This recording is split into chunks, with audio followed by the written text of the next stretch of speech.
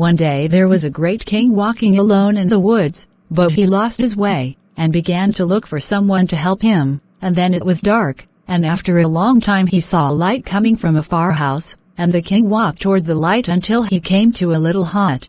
And then he found an old woman cleaning the place, and when the old woman saw him, she did not know that he was the king, but she thought that he was one of the soldiers from the king's army, and she welcomed him very much. Then she gave him some water so that he could clean himself and drink from it, and then she spread a mat for him so that he could rest on it. After a while, the old man prepared for him a plate of hot rice and put it in front of him to eat. The king was very hungry, so he quickly put his fingers in the middle of the hot food. His fingers were burnt, and he poured some rice on the ground.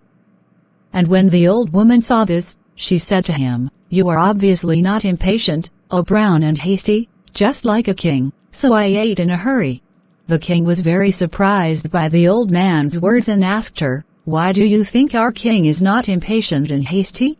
The old man laughed and said to him, "My dear, our king has a great dream and desires to seize all the fortresses of our enemies, and while thinking this he ignores the small fortresses of the enemies and tries to acquire only the great ones." So the king asked her and said, "Well, this is the right thing, so what is the problem with that?" The old man laughed again and said, "This is like your impatience when eating, and so you burned your fingers and dropped some rice, and in the same way, the king's impatience and his desire to defeat the enemies quickly causes him to lose the soldiers in his army as well as his anxiety. But if you have eaten the food from the edge of the plate, which was less hot, and then the one in the middle, your fingers weren't burnt and you didn't waste your food."